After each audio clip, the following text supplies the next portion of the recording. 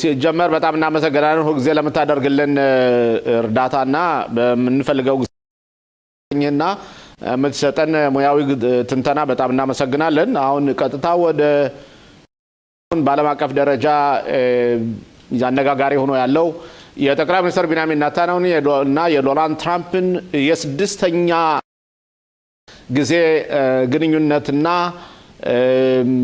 ከዛ የሚወጡት መረጃዎችም ከጠቅላይ ሚኒስትሩ ኔታንያሁ ከመሄዳቸው በፊት ምናልባት በሁለቱ መካከል እየተባለ ብዙ ሲናፈስ ነበርና አሁን እንዴት ያያየው ነው? በተለይ ከተነጋገሩ በኋላ ጋዜጣዊ መግለጫም ሰጥተዋል፣ አስቀድመውም ሰጥተው ነበር። እንዴት አየው? እንግዲህ በመጀመሪያ ደረጃ አንተም እስራኤል ጠቅላይ ሚኒስትር አመት ባልሞላ ውስጥ 6 ጊዜ ከአሜሪካው ፕሬዝዳንት ጋር እየተጋበዙ መገናኘታቸው በጣም የሚያኮራና በጣም በዓለም አቀፍ ደረጃ የሚደነቅ ነው።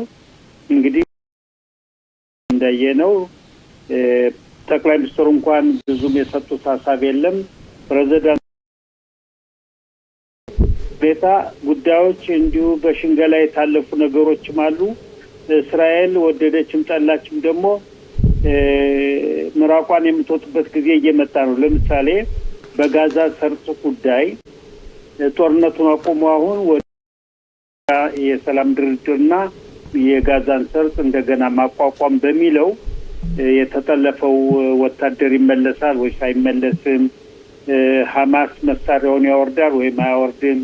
እስራኤል ካለችበት ጋዛ ውስጥ ካለችበት የደንበር ክልል ሳይሆን አዛን ግማሹን ይዛ ስለነበር ከዚያ ትለቃለች አትለቅም? እንዲሁ ላይላዩን ለብለብ አድርገው ነው ጠቅላይ ሚኒስትሩ ሳይሆን ፕሬዝዳንቱ የጠቀሱት። ስለዚህ እነዚህ ነገሮች ጥቂት ለወደፊቱ በጥሞና ማየት ቢገባን ነገር ነው። ሌላው መቼም እስራኤል እንግዲህ ጠቅላይ ሚኒስትሩ እስራኤልን ወክለው ከአሜሪካው ፕሬዝዳንት ጋር ሲነጋገሩ በቱርክ ጉዳይ በጋዛ ሰርጥ የሰላም ጓድ ተብሎ የሚገባው የቱርክና የካታር ወታደሮች ጉዳይ በጣም አሳሳቢ ነው። ይሄም ለእስራኤልም ለመግለጽ ብቻ ሳይሆን አቶ ፋሲል እንዲያውም ያሉት እንዴት ነው አርዶጋን በጣም ጥሩ ወዳጅ ናቸው፣ ብሬቭ ሰውዬ ናቸው። ከጥቂት አርዶዋንን በጣም አሞግሰው ነበር ተናገሩት አይደለም? እዚህ በፊትም እንደዚሁ አሞግሰዋል ባለስልጣኖች። የቱርኩ የእስራኤሉና የአሜሪካው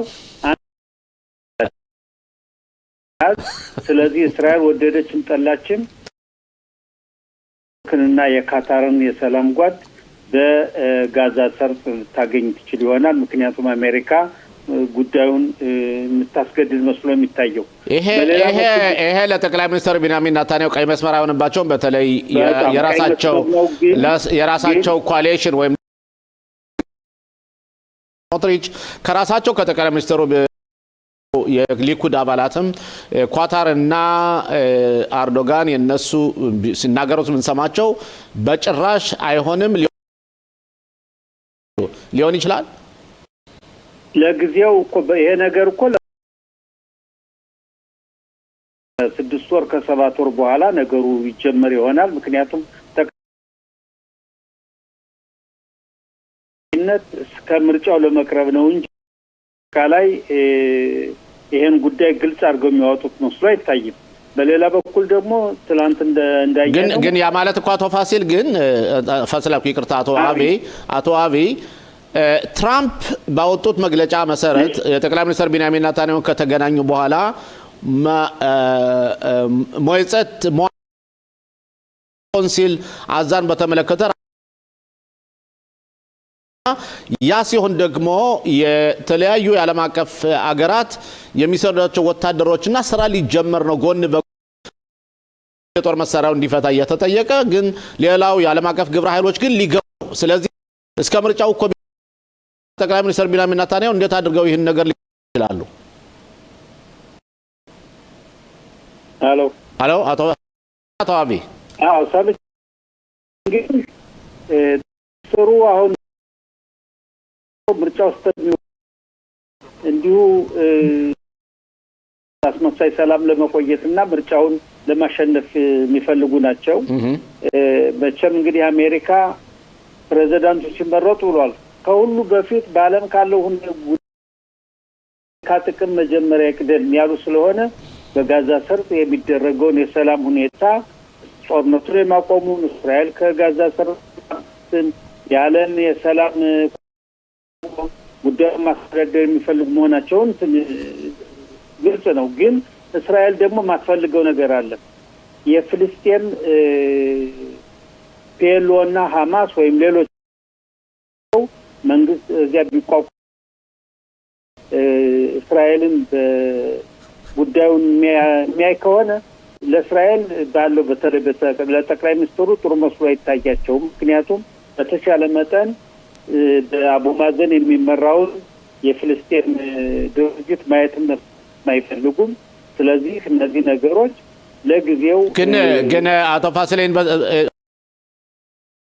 ራፊያህ በር ተከፍቷል። የራፊያህን በር እየተቆጣጠሩ ያሉት የፍልስጤም ርዕሰ የአቡ ማዘን ወታደሮች ናቸው። እኛ ተስማምተን ማለት ነው። እንግዲህ ይሄ ቀስ ብሎ በአሜሪካን ነገር ነው። ጠቅላይ ሚኒስትሩ ግን በእስራኤል ሬዲዮ ጣቢያ ወይም ቴሌቪዥን እኮ ይህ ነገር በጣም አይጠቀስም የሚጠቀስ ነው። ስለዚህ አሜሪካ ቀስ በቀስ ወደዚያ እየሄደች መሆኗና እስራኤልም ወደደች ጠላችም ይህን ጉዳይ መቀበል እንዳለባት ጉዳዮች በግልጽ እያሳዩ ነው። ሌላው ጠቅላይ ሚኒስትሩን ያስደሰታቸው ጉዳይ ምንድን ነው? ፕሬዚዳንት ትራምፕ በኢራን ላይ የሰጡት ውሳኔና እንዲደረግላቸው ባላቸው መለከተ ፕሬዚዳንታችን አስተባብለዋል እንዳላደረጉት ነውና ገና እኛንን ምንወስን እንጂ ጀማል አነጋገሩኝም ሲሉ ተናግረዋል። ስለዚህ ለማንኛው ነው ምናምን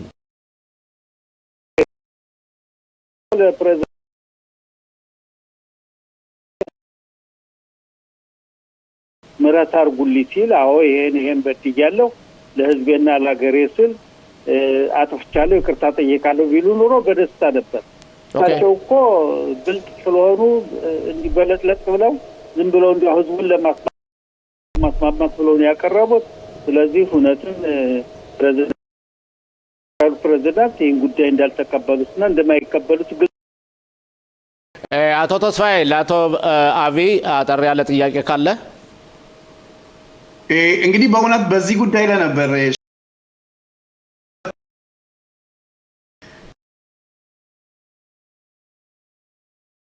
ዶናልድ ትራምፕ እና ጠቅላይ ሚኒስትር ቢንያሚን ኔታንያሁ ምን ጠንካራ መሪ እንደሆኑና በአሁኑ ሰዓት እስራኤል ጋትን መሪ እንዳገኘች ያገኙትም ውጤት በእውነት በመሪ ይህ ከሆነ እንግዲህ ደጋግሞ የሚጠይቁት ፕሬዝዳንት ይስሐቅ ሄርዞግ ግን ይሄ የምህረት ነገር በአሁን በጉብኝታቸው ሲመለሱ ያስባሉ። ጠበቃ አብይ እንግዲህ በእስራኤል ሕግ መሰረት አንድ ባለስልጣን ወይም በወንጀል የተጠረጠረ ምህረት እንዲሆንለት ከፈለገ የፎርም አለ የሚሞላ ያንን መሳፍርት ማሟላት አለበት። ጠቅላይ ሚኒስትሩ ልክ በምህረት ያቀረቡት ጥያቄ እሳቸው ምንም ወንጀለኛ እንዳልሆኑ ግን አገሪቱ ባለባት ሁኔታ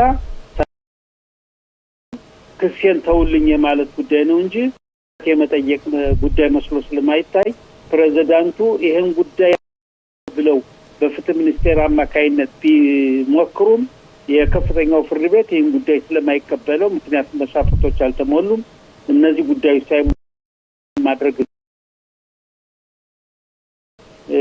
ለማስወሰድ የሚደረግ ነው እንጂ እውነተኛ የምህረት ጥያቄ አይደለም።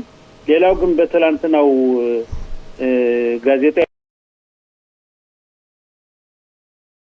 በዓለም አቀፍ ደረጃ በብዛት የተነገረለት ወይም ደግሞ እነሱ ሳይናገሩት የቀሩት አንደኛ እስራኤል በሶማሌላንድ ላይ እውቅና ይሄ ሁለተኛ ደግሞ ይሄ ጉዳይ የአረብ ኤሚሬቶችን ኢትዮጵያን እስራኤልን እንዲሁም አሜሪካን ጨምሮ በምስራቅ አፍሪካ ቀንድ ተጽዕኖ ይፈጥራል ተብሎ የሚታሰብ ጉዳይ ስለሆነ መቼም በዚህ ጉዳይ ተወያይተው አንድ ውሳኔ ያሳልፈዋል እንደምጠረጥረው ግን ውሳኔ ወይም ንግግር አላረጉበትም የዩክሬንና የራሻ ጉዳይም እንደዚሁ ኦኬ ጠበቃ ቢቢተው ነበረን ቆይታ በጣም ያመሰገንኩ